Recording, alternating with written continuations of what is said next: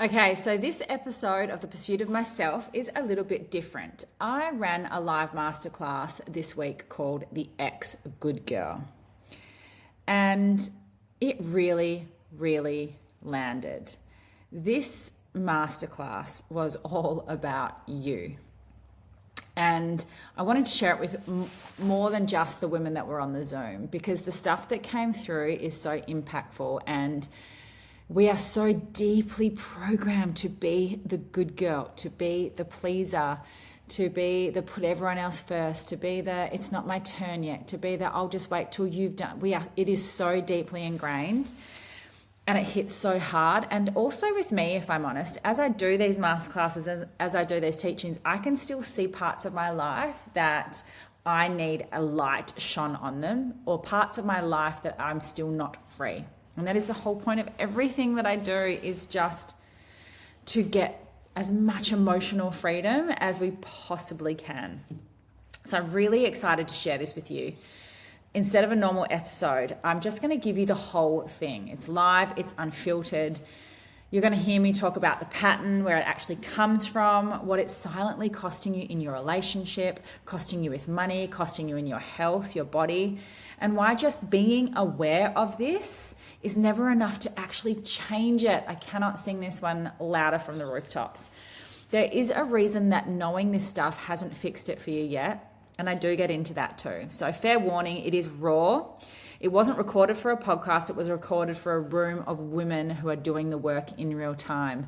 But honestly, this is why it's way better to actually jump on here and share this information with you. So let's get into it.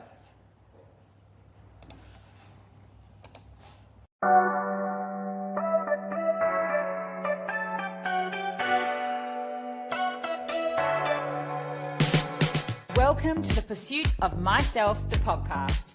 Here we take ownership of our healing. We rewrite the rules, we turn knowledge into wisdom, and we lead our lives with intention. I'm your host, Rain, and it's my mission to empower you to get back into the driver's seat of your life.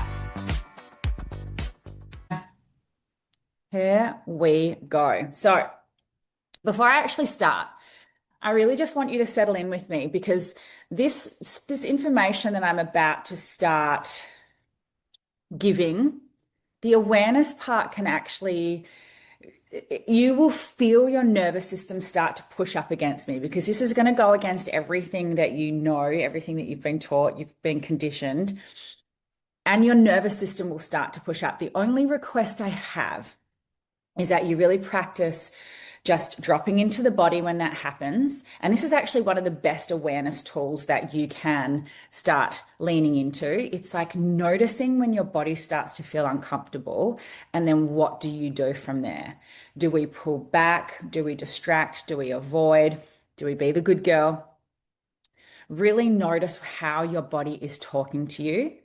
Okay. And then just breathe, take a breath and go, okay, we're safe. This is just information. I get to take with this what I want and what I don't want, but this is just information. And if we look through the lens of growth, evolution, right, do know that the fear and the avoidance and the uncomfortable feelings, if you really, really, really, really want to grow and evolve, that is where we lean. I'm not going to shower with you all these quotes of growth doesn't happen in comfort zones and, you know, all those things, but it is true. The people that are evolving and rising and creating this big life and finding their joy and finding their aliveness, I can guarantee you are not doing it because they are safe and comfortable and scared to put one foot forward. They're doing it because they've created a relationship with their fear, with themselves, with their uncomfortable feelings, with their nervous system dysregulation, and that they can still actually step through that. And this takes practice and repetition. So that's what we're here for today. Okay, so trust me, lean in. I'm so excited that you're here. So first of all, my intention for today is for you to actually start seeing things clearly, right? As I said, without the flinch, that your attachment to being the good girl is the thing that's actually blocking you. right? Our attachment to doing the right thing and having the responsibility is the thing that is blocking you. Bear with me. Okay. It's not your circumstances. It's not the timing of your life. It's not what anyone else is or is not doing. It's the good girl, because she is the one that is running the show. She is the one that gets to decide what your nervous system will and won't put up with. And here's what the research actually shows. And I want you to hear this, right? The vast majority of women carry this pattern, believe it or not. This is how we were taught. This is what the vast majority of women are doing. They have difficulty in saying no. They have fear of conflict, the constant scanning of whether you've upset someone or not.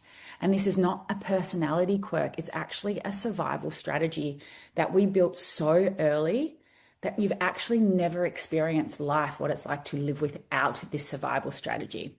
And it doesn't just switch itself off just because the threat that it is created that is long gone. It doesn't just disappear, right? And here's the part that should scare you a little bit.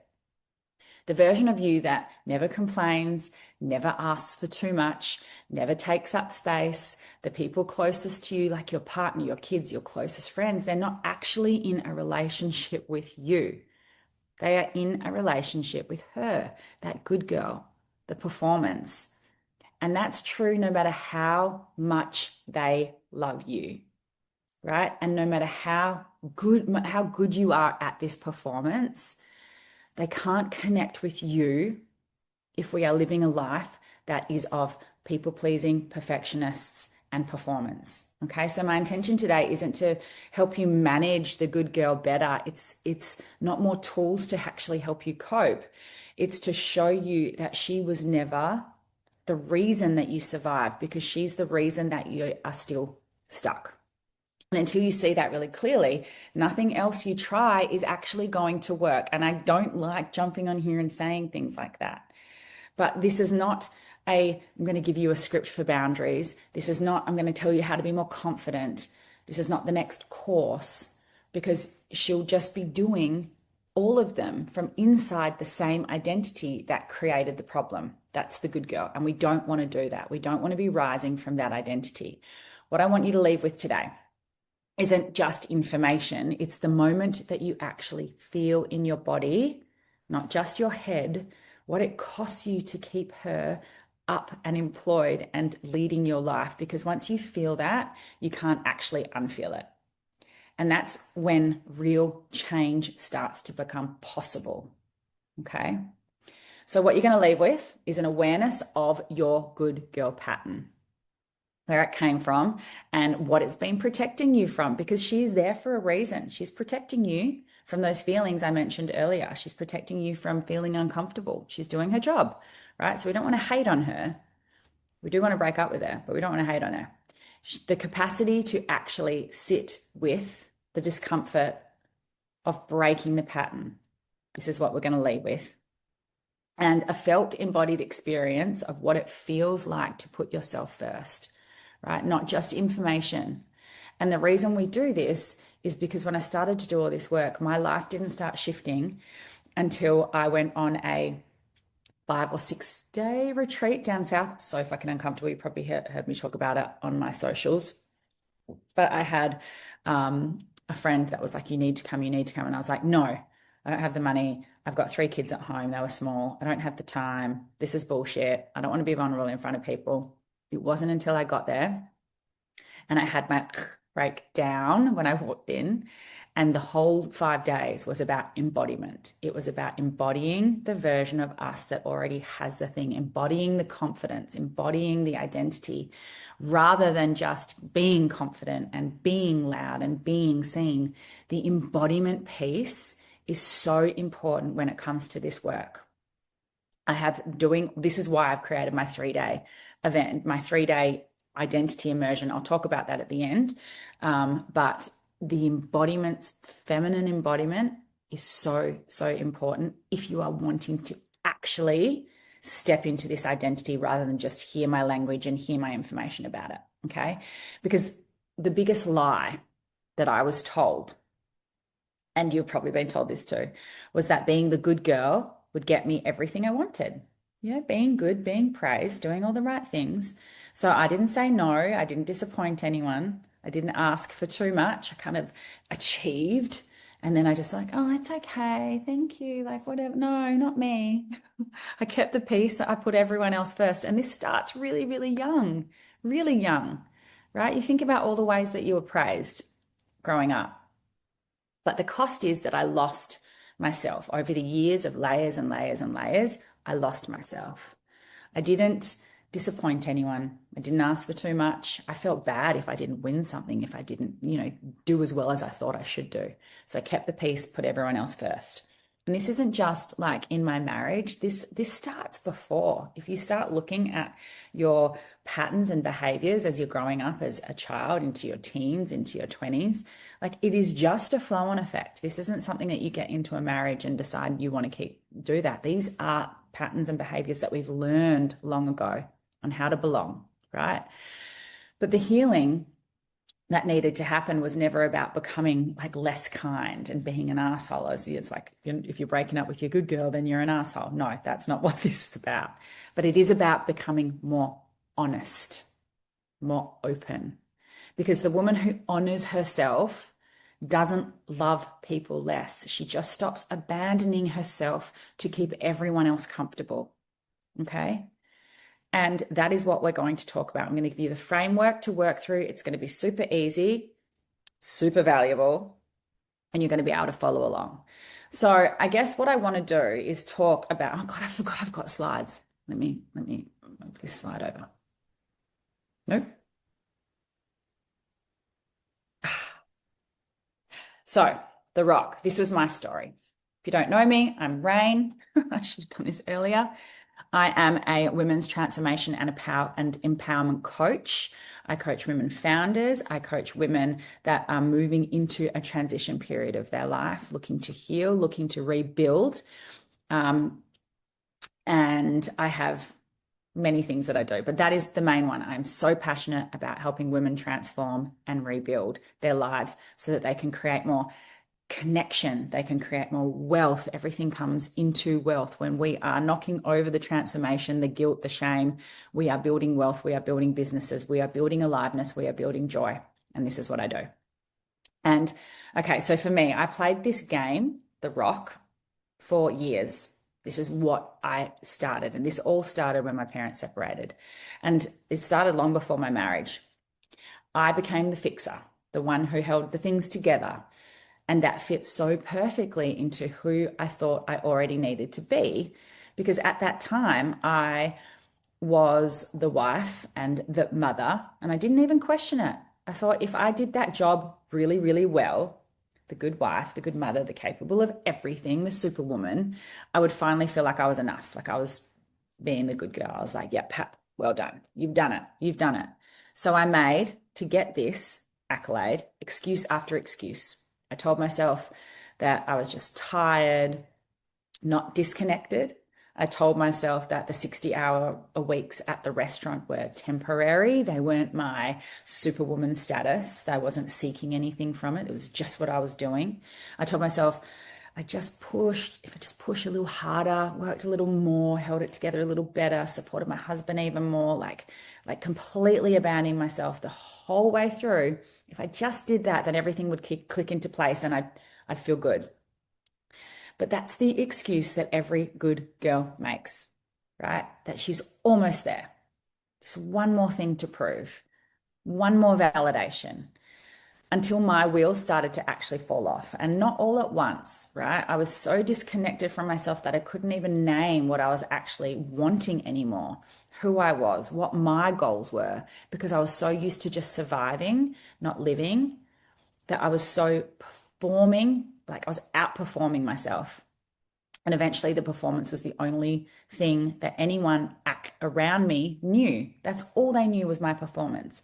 The superwoman who worked 60 hours a week with 3 small children, that breastfed, that, supported an AFL husband, and he was away every second week. I can do it. No, nothing was a problem. You give your children to me, I'll look after them. Here's meals.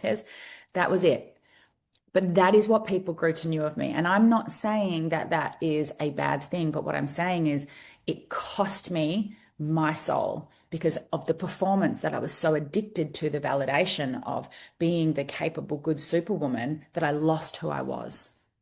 And it started to show up everywhere at once.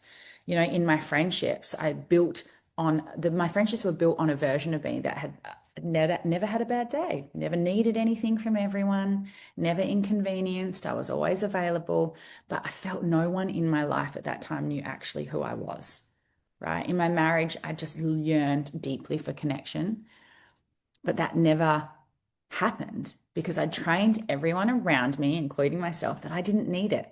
Like you go, I don't need, I'm good. You go, babe, no problem.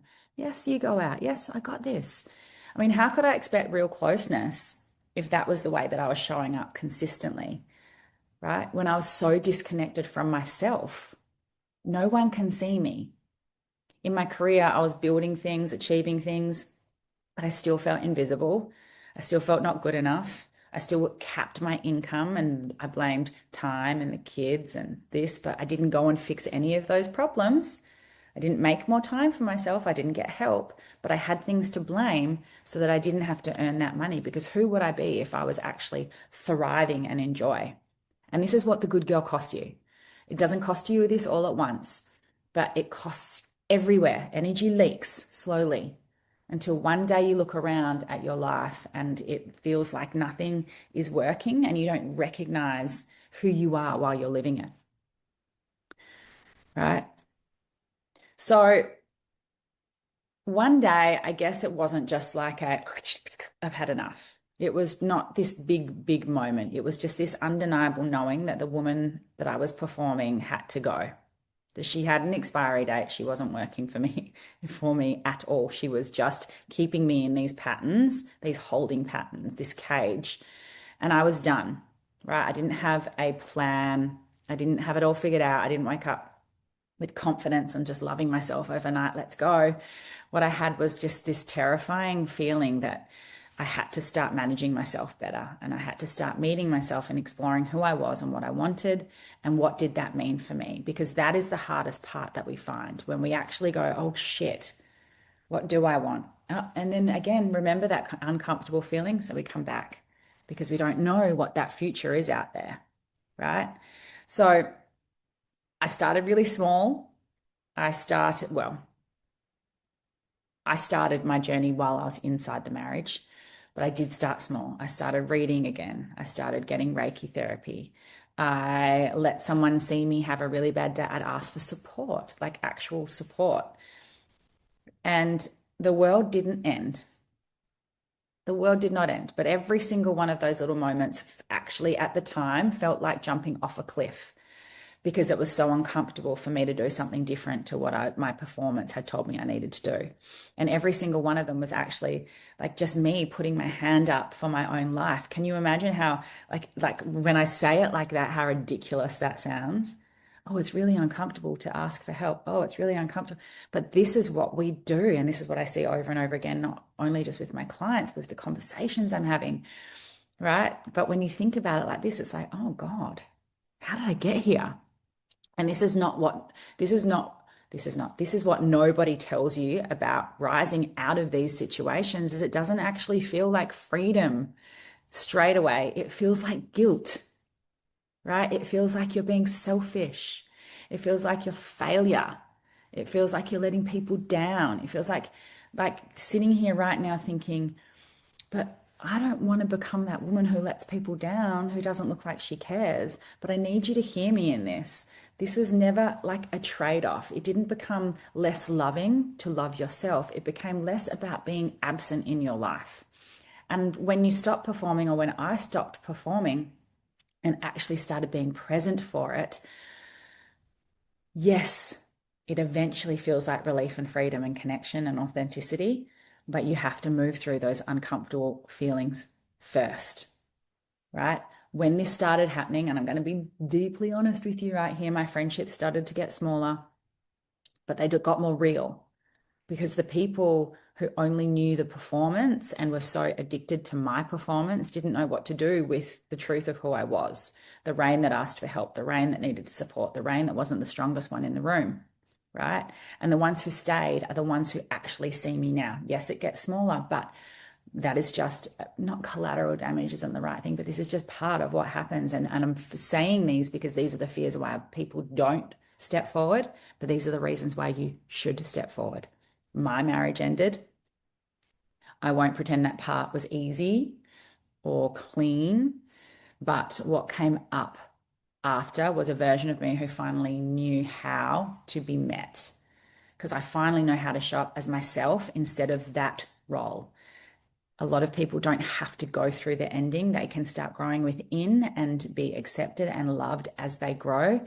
But one thing I will say is you have to find the courage to actually face off with yourself and do the thing and see. And I'm going to speak a little bit about that later in this. But that's really important. That was my truth. That's what happened for me. And if I go into, yes, it cost me that. Now I have the most beautiful, connected, loving relationship that I have never felt so seen. I've never felt so authentic. I've never felt so proud. I've never felt so confident to have hard conversations. And yes, we're 10 years down the track in terms of I separated 10 years ago. This relationship's been about 4.5, but to go through and to feel that connection now is like, wow, I didn't even realize this kind of relationship existed. I'm digressing, but let's get that is a fact. I've never spoken about that on here. So if you're the woman who's exhausted from managing everyone else's comfort but your own, who says yes when her whole body is screaming, no, I'm not up here as someone who fixed herself and then came back to tell you how, but I'm up here as proof that the version of you underneath all that performing is still in there, right? And she is so fucking ready to be seen and to come out. I can guarantee you she is so ready, right? And this is how we're going to say yes to her. Once again, I forgot that I had slides. This is how into I just love this so much. So, your story, right? I'd love you to have a think about your story because we all identify as something.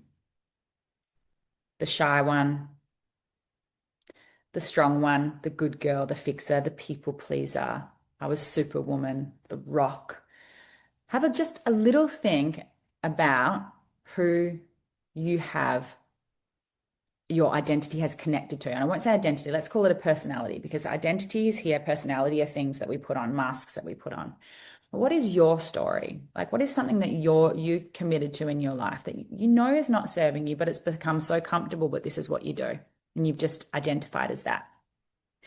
Right? Because every good girl was built for a reason. Like yours started somewhere.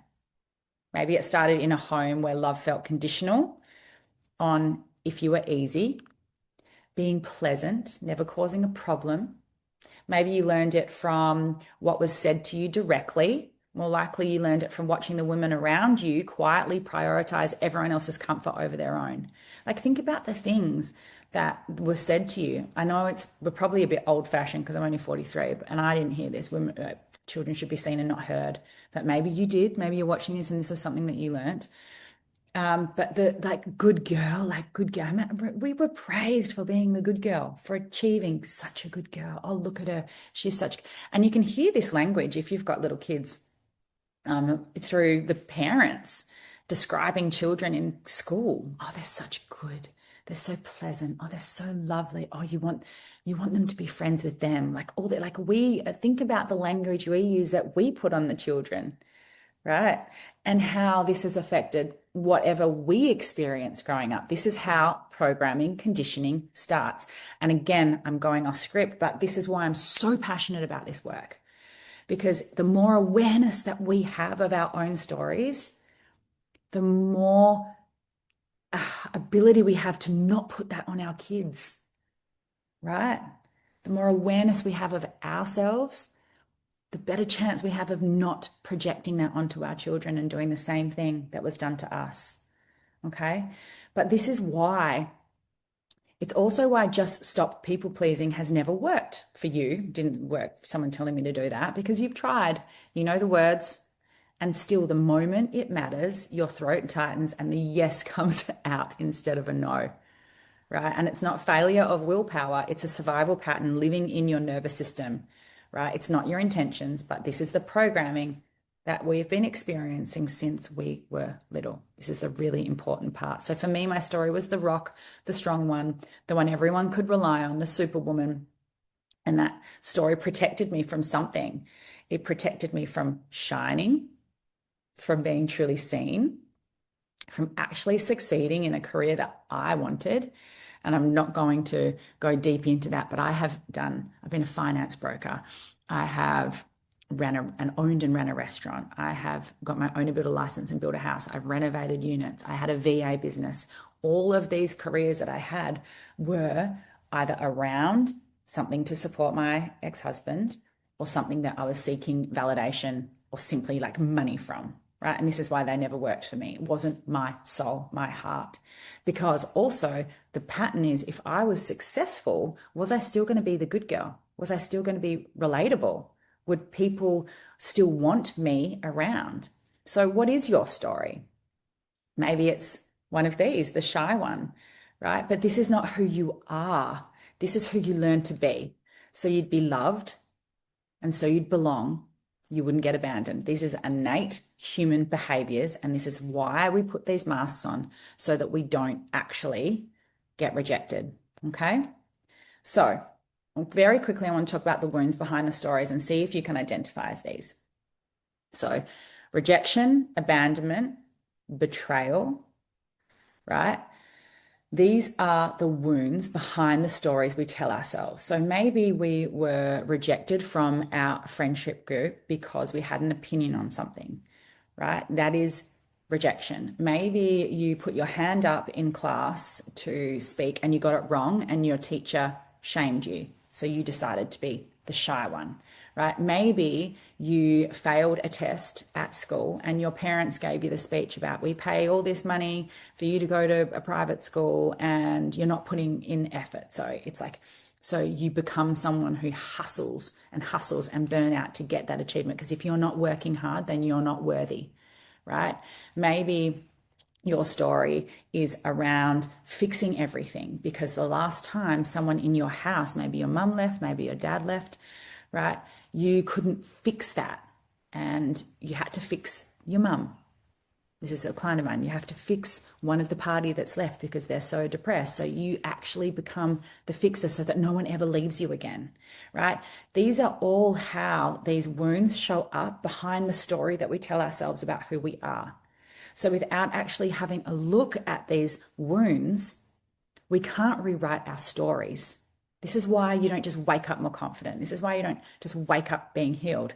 We have to find the wounds so that we can rewrite our story. Fawning is another really good one. Like a lot of the good girls, we fawn. It's okay, we're okay, are you okay? Like this is checking if everyone's okay before you know what you even think about a situation. You know, and this is the thing, I would touch people, make eye contact because it made me feel safe when I thought I knew what someone was thinking, right? Quiet conversations on the side to avoid being seen doing nothing. And there is the cost. Let me see if there's the next side. Everything has a cost, the cost of being the good girl. She's the one who says, I'm fine when you're actually not. Done that a million freaking times. We apologize for actually having needs. Oh, can you please? Oh, thank you. Oh my God, I'm so sorry to ask. Like, I'm so sorry. Can you apologize for having needs, for taking up space? Am I too loud? Am I too successful? Am I making too much money? Right? For simply existing, we apologize for simply existing in a way that inconveniences someone because that's not what we were taught to do. Right? Do not be an inconvenience. But she's exhausting. And the good girl, she is brilliant at her job. This is why we're here, right? And that's the trap. She's incredibly good at what she does. Why would you fire someone that actually works this hard to keep you safe, right? But here's what she's actually costing you. She is costing you your connection and your intuition with yourself. You know, you've asked, what will they think of me so many times that you've forgotten how to ask what actually feels true for me. And she's costing you real intimacy because the people that are close to you, they don't know you. They know the version of you that never complains and never asks, but that's not closeness. It's a very convincing performance of it. The other thing I see a lot of the good girl is that she costs you resentment because you say yes, or because you do things for others and you don't feel like they're grateful back.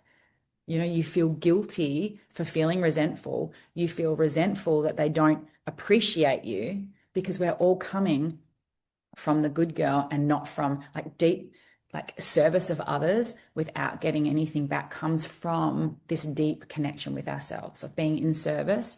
But you're coming from the good girl mask if you want validation and uh, not acceptance. What's the word? When you get gratitude back from someone for doing something nice. I'm not saying we shouldn't get gratitude back, but you'll feel the difference. Oh my God, I did that and she didn't even say thank you. Oh my God, I did that. And like that is the good girl, right? It's the resentment that builds. And this loop exhausts entire lifetimes. I see women coming out of this in their 60s, right? Entire lifetimes we can live in these loops. And she is costing you, right? She's costing you your body. I'm going to briefly speak about health, right? The anxiety that doesn't actually make sense, the burnout that hits, even though you should be fine and be grateful because you got everything you wanted. You got the marriage, you got the kids, you got the house, you got the car. Oh God, but then why am I still feeling so disconnected from my life? Right? And this is what happens when the nervous system spends years overriding what it actually feels like to keep everyone else comfortable and abandon yourself over and over and over again. It's costing you your life. Years pass. One day you realize you've been living as who everyone needed you to be, and you can't quite remember who you actually are underneath it all, or where the wheels started to fall off, or where you started to get resentful or judgmental. Right? It's not a character flaw. It was never about your willpower, because I know so many strong, capable women. It's not about your willpower. You're not failing. But the good girl was built to keep you safe and keep you loved and keep you belonging. So she actually did her job, right? But her job is now the exact thing standing between you and everything that you actually want. And this is why awareness comes first, right? Because you cannot fix what you've never let yourself name. And this is the hardest step, right? Harder than boundaries, harder than hard conversations, because awareness means radical honesty about what this has cost you instead of what it's protected you from. Awareness is like, holy shit, I'm like, you're taking the mask off. Like, I can see where I'm abandoning, and no one likes that. That doesn't feel comfortable. That feels really hard, right? And that's why we avoid it, because we're terrified of what that honesty will cost us, right? Not the pattern, but the honesty about the pattern. Because if I really see that I've been performing for years, what does that mean about my marriage? What does that mean about my friendships? The years, right, that I've been performing, what if they don't like who I actually am underneath? So we don't look. We stay busy instead, distracted in our thing, in our season of kids and in our season of just have to work, just have to do this, just have to do that, right? And we call it tired and I've got no time and this isn't my turn and I'm not ready, right? But avoidance is what's happening, right? And it's your nervous system protecting you from a truth that it doesn't yet feel safe enough to hold. And I feel like I'm going pretty hard in this masterclass. So just take a deep breath, take a deep breath, right? Okay. So the fear of what radical honesty will cost you is always smaller than what the good girl is already costing you, right? You can say that again. The fear of what radical honesty will cost you, that being radically honest with yourself, is always smaller than what the good girl is already costing you because you're already paying the price, right? And this currency doesn't show up on a bank statement. But awareness doesn't create that either. It just finally shows you what it's been costing you all along. That's what the awareness is. It just shows you. We become aware. And that's the first step. We have to be really open and honest with it's time to become aware. Okay. So have I gone? Yes, I've gone too far. Hang on. Okay.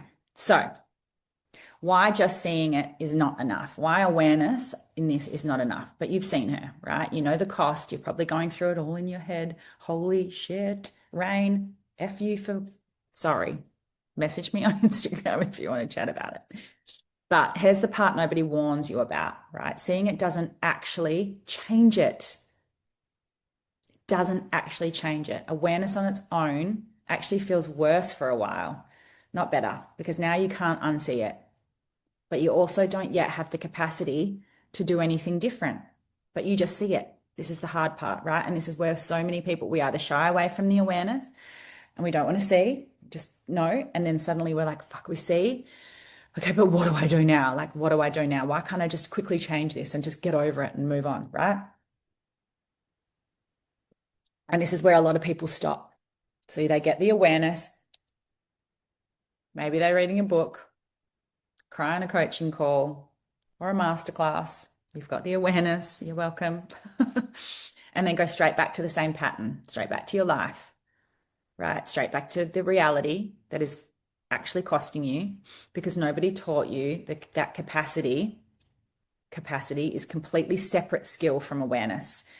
And capacity has to be built, right? We can't just understand and have information about capacity. We have to build it. Okay. Now, what is capacity? We hear this all the time at the moment. Nervous system capacity, the capacity. I finally got the capacity to hold $50,000 a month. That's what I'm seeing all over my social media at the moment. Ugh. Finally have the capacity to create and hold what it is I'm wanting. There is so much truth, but I want to explain it differently in here. Okay. Capacity is your ability to feel something uncomfortable, to feel the guilt, the anxiety, the fear of disappointing someone without needing to fix it, numb it, or perform your way out of it. That is capacity. So, right now, your capacity for that feeling that discomfort is small because you've spent years avoiding it. And every time that you said yes instead of no, every time you smoothed things over instead of sitting in the tension or having the hard conversation, you are training your nervous system that discomfort is dangerous and must be resolved immediately. So, of course, that moment you try to set a boundary, your body panics, right? It's not broken, it's just never been asked to hold this before.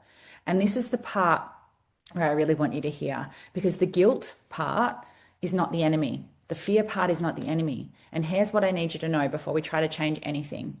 The guilt you feel when you finally say no is not a sign you've done something wrong, right? It's just your nervous system doing exactly what it learned to do. This is the pattern, this is the conditioning, telling you this is unfamiliar, and unfamiliar has always meant unsafe. Your nervous system doesn't want you to feel unfamiliar. It doesn't care whether it's toxic, doesn't care whether it's positive. It doesn't want to be unfamiliar. Your nervous system does not want to experience that which is familiar. It only wants to experience that which is familiar, that which it knows it can keep you in. It doesn't want you to experience anything outside of that. And that's so the guilt is not actually like a sign to stop.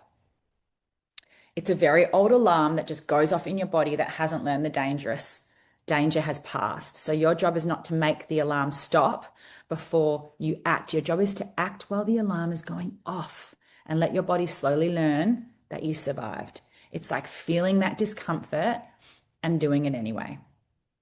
And this is the evidence and the consistency that need to be created to change the patterns and to change the conditioning that you've experienced. Because I've said this to my clients for years, everything has a cost, right? The avoidance of standing up for yourself, of knowing your worth, of being seen, that has a cost, right? It's costing you being treated like a doormat, being overlooked. It's costing you wealth. It's costing you success. It's costing you being taken for granted. And avoidance feels safer in this moment. It is actually never freeing. It will feel safe, but it's not freeing. Okay, so this is how we build the capacity. So, I'm not going to tell you to do this. I'm going to show you. How you actually build capacity is in 3 moves, right? It's not willpower. It's not by forcing yourself to just be more confident. You cannot force safety. You can build it. You can build safety slowly in your body. But I want you to get radically honest with your fear. What am I actually avoiding? What am I scared will happen if I stop? Naming the fear starts to take the power away. So ask yourself, like, what are you actually avoiding? And pause. This is a really great way, if you're watching the replay, for you to sit and journal. What are you avoiding? What am I scared will happen? Okay. And then you create safety in the body. One breath, one pause, just sit there with it. Before you say that hard thing, before you set the boundary, like regulate yourself first. You've written it down, regulate. Meet yourself where you're at. And this is the embodiment part that I speak of, right? Where you're at, not where you think you should be, not what your fear is telling you, but meet yourself where you're at, right? Then you choose one action from this calm identity, not the fear. Ask, if I wasn't avoiding this, what would I actually do right now? Like, what would I actually do? This doesn't have to be big things. This is like, if I wasn't avoiding this, if I wasn't scared of this, what would I actually do right now? And just choose one thing, right? Maybe it's I would stop distracting myself and cleaning the house and go sit and make myself a cup of tea and sit in the sun. Maybe it is that I'd have that hard conversation. Maybe you're ruminating with a conversation you had with a friend over and over again that you didn't have an opinion. Like maybe you'd make a phone call and have an opinion, right? There's lots of things that you get to do, which are small steps from this new identity, right? And this is how you build the capacity, not in one masterclass, right? Not in one breakthrough moment, in the repetition of choosing the small, honest thing over and over until your nervous system finally believes that you're safe enough to be yourself, right? This is also the part in my programs, and this is what's going to happen in my 3-day event. We build the capacity by embodying, and whether you meditate, whether you listen to music, whether you use visualization, embodying that identity that actually is taking that step forward, embodying the identity of your higher self, embodying the identity of that person in 6 months that is sitting there going, come on, you can do this, like pulling your essence out. That is the deep work that we do that actually gets the results. Because imagine if you can sit in her every day, like you connect with her every day, that woman who is confident, who's making the money, who is taking that holiday, who is, booking that thing, whatever it is that you want. You are embodying her every day, right? Now, this is the feeling of embodiment. She needs to feel safe to be in existence. So the good girl, squash, not safe, right? As we break up with the good girl, we are allowing the safety embodiment of the new identity to start leading. And this is where embodiment and feminine embodiment and taking breaths and taking time every day is really, really important. We go so deep into this, in my 3-day. This is what we do inside my programs as well, because the embodiment part is what will put you on the timeline of being that person. This is how you build capacity. We do it over and over again. We tell the brain, we rewire old patterns to be taking new pathways. We're no longer taking that good girl, people pleasing pathway anymore. We are rewiring the brain to go, no, we are this pathway. This is how we speak. This is how we show up. This is the money that we earn. This is the business that I start. This is the way that I parent. This feels so much joy to me. That's how we rewire. Okay. That is how we build capacity moment by moment, and we rewire the brain to be in the identity of having what it is that you want. So we're nearly at the end. This is the really important part. And as I said, that exercise that I took to you that was a simple journaling exercise. The big embodiment piece is the part that actually starts to rewire the nervous system to feel safe to be saying no, right? And this just isn't a skill. This is the identity, right? This is the identity and the technique that we used so that you get to meet her, right? This isn't a memorized script. This isn't a podcast you listen to. Rebuilding an identity isn't about that. It's not about learning. It's about wisdom. It's about taking your learning and your knowledge and turning it into wisdom, which is embodied. And it's not about becoming someone new, right? But it is about building that capacity. so that you are having what it is that you desire. And this is what I call identity-based living. So instead of asking, what does the fear say to do? You ask, if I wasn't avoiding this, what would I actually do right now?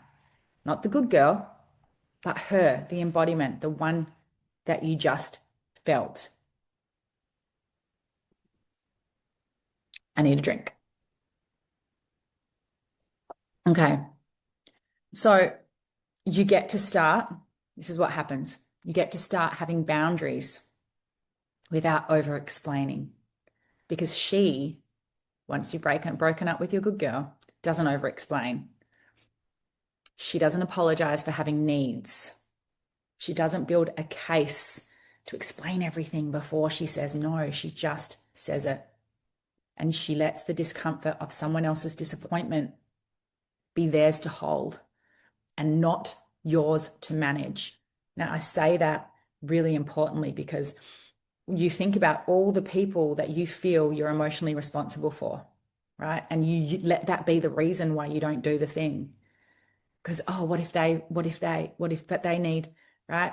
And I'm going to say this, and this is not part of what I was going to say, but this is coming in really strong right now. When you do that, you are not empowering your children, your partners, your friends, or the people around you to actually be responsible for their own needs because you feel like you have to manage theirs to make yourself feel good. And you're taking away their right to have responsibility over their own emotions. I did this for years. The savior, the fixer, the rock. If everyone else is fine, then I'd be fine. So I'd try and fix everyone else and then I'd be fine. But that is my ego. That is my ego wanting to fix so that I feel good. But when I realized I was taking away my children, like people around me, their opportunity to grow their self-worth from fixing their own problems and being responsible for their own emotions, like light bulb moment. I don't want to take that away from anyone. My job is to help people build their own confidence. How do we build confidence? We're responsible for ourselves, right? Otherwise, we're teaching others to be reliant on us, the good girl, right? That was a huge distinction that really helped me. Now, a boundary, when we set boundary, there's not a wall to keep people out, but it's the final, it's that line that lets you be really visible instead of performance because you're not telling people how they need to be. You're saying, this is what I will and won't accept. You're not protecting people from your boundaries. You're finally introducing them to you. Like, I won't do this. I'm not going to text you after 8 p.m. I'm not going to accept that behavior. You can state your boundary and then hold it. But this is how we start building capacity and self-worth. Boundaries are loving. Firstly, loving to yourself and then loving to others. We've all heard it. Kids love boundaries. They feel better, safer when boundaries are set. So this is what it's about, right? For years, every decision ran through the same filter. What will they think? What's expected of me? What's the responsible thing to do, right? So rebuilding an identity means adding a new filter to that. What do I actually want? Not instead of caring about others, what do I want instead? It's taking away from others, but alongside it, because that is the beautiful duality of life. You can care for others and be asking yourself, what do you actually want, right? You can be kind and generous and loving and not abandon yourself in the process. The duality of life means we can be both. So start small. When someone says things like, what do you want for dinner? What do you actually think? Before you check everyone around you. Do you know, or do you wait? Oh, what do you want? What do you want? I still do this. It's very annoying. So I still, even though I've broken up with my good girl, I can see how these start coming and still creep into my life, right? These aren't small things, but these are things that you can start repeating. So every time you choose from a desire instead of a duty, you prove to your nervous system that wanting something for yourself doesn't cost you the people that you love, right? Now, this cage that you've built, it's yours. Oh, here we go. See, again, rebuilding boundaries, the cage that you built for yourself, right? Out of who I thought I needed to be, who you thought you needed to be. I want to be really clear. That wasn't anyone's fault. It wasn't my ex-husband's fault or society's fault, right? I built that cage. because that's what I thought I needed to keep me safe. This is not about blame. This is all about radical self-responsibility with the awareness. And this matters because it means I'm also the one who can choose to stop being in that cage. And so can you, right? When we take out the blame, there are reasons, but when we take it out and be like, I built that to keep me safe because this is what I decided I needed to be safe, you can get out of it. When we're in blame, we don't have that opportunity because that's why we stay stuck, right? So when we take responsibility for our conditioning, our programming, our safety, then we can be like, oh, well, then I can start unlocking this cage because no one's going to come to give you permission to do it. There's no version of this where you finally feel ready and then act. Readiness is not a feeling that arrives. It's a decision you make on purpose while you are still afraid. Readiness is a decision you make on purpose while you are still afraid, right? And that future version of you, she is a decision. She is someone that you have to choose, okay? Because here's what I want you to really hear. She isn't someone you become someday after enough healing, after all the confidence, after it feels comfortable, after you're ready. She's a decision available to you today in the next conversation. And the next yes or the next no, when it comes from this identity, you get to choose. It is a decision. So the woman that honors herself doesn't love people less, isn't a failure. She just stops abandoning herself to keep everyone else comfortable. And it's not selfish. That's the most generous thing you'll ever do. Because a woman who's finally home in herself actually has so much more to give.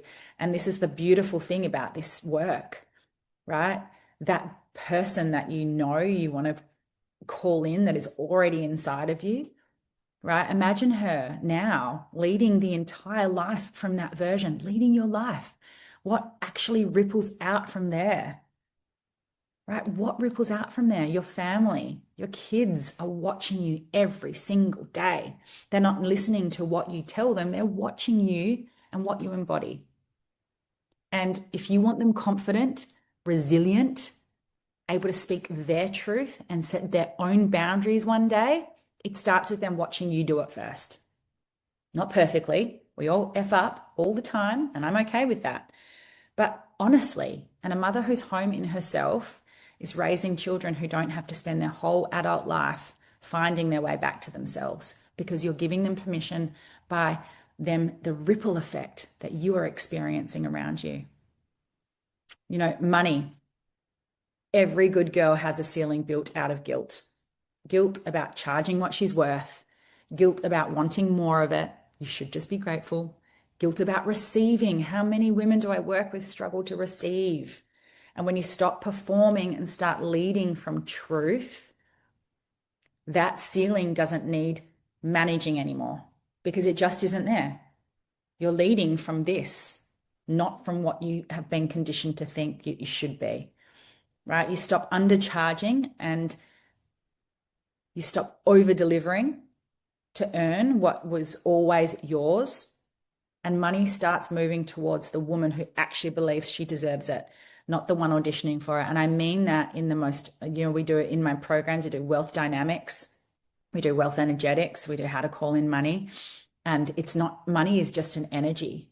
It's like your energy. Are you moving from the mask or are you moving from your identity energy? And once you start layering, it just comes in.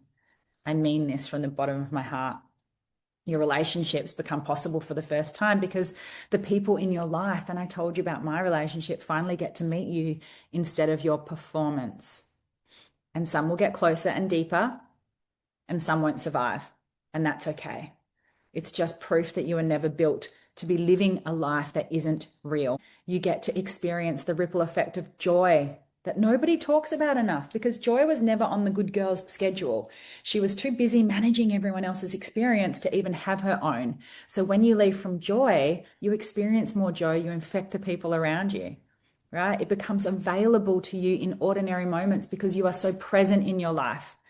Instead of managing it from the outside, you become present. you also get to ripple effect of finding your purpose. And this is so interesting when I have people join my programs, they might be joining them from one thing. And then we do this foundational, energetic work. And suddenly they're like, fuck, this is what I want to do. They switch or they pivot because they find their purpose, right?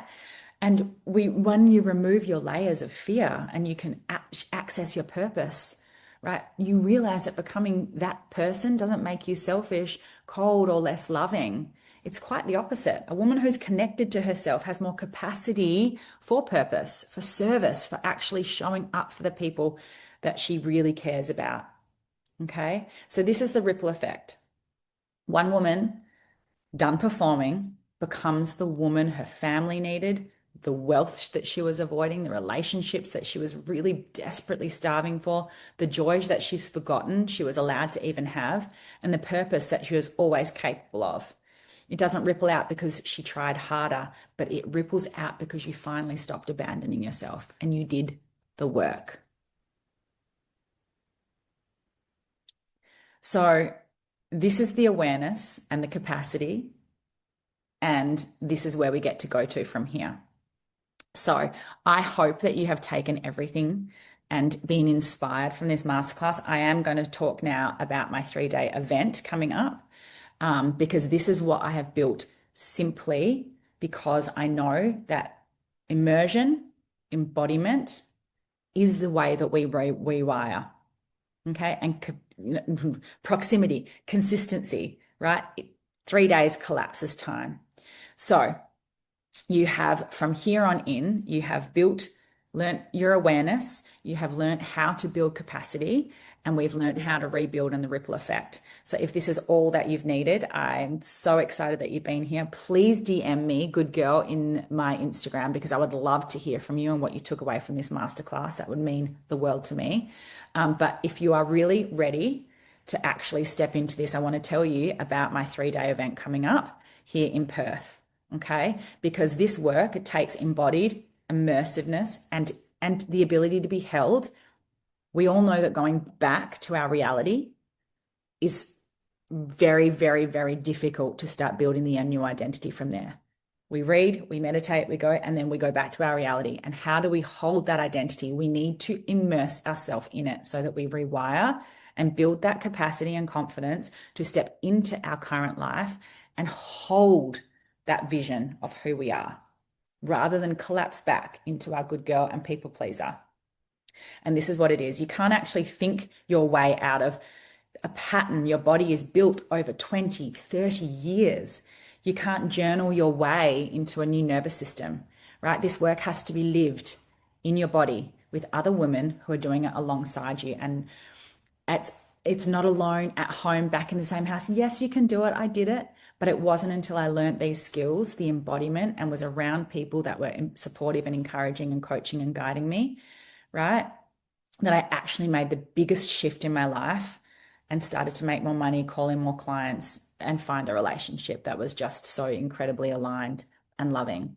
And this is exactly why I built She Evolves, from my experience over those past however many years. 3 days. This 3 days is July 29, 30, 31st here in Perth on the coast. It's away from the roles. It's away from the noise. It's away from the repetition of just getting up and being busy all day, every day. And the people who only know this performance, right, will feel uncomfortable even listening to this. I made every fucking excuse. Money, little children. The one I was going on was down south. It was a 3-hour drive.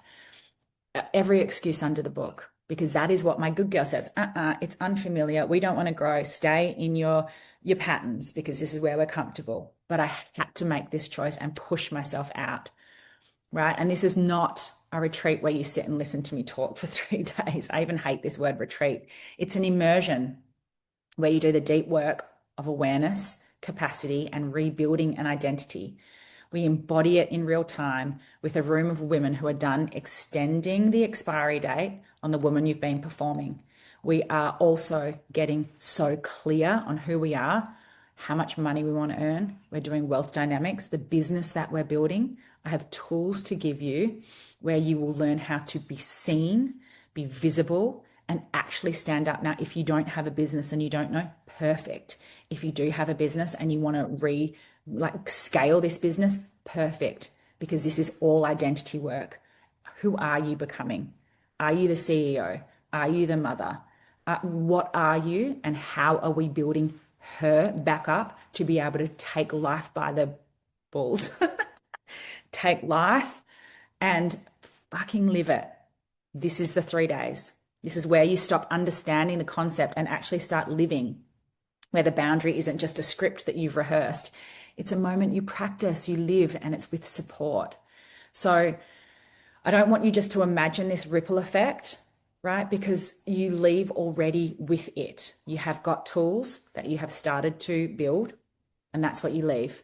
But if you felt this today, even for a moment, if this is something you want to feel in your actual life, not just on a Tuesday masterclass, this is your next step.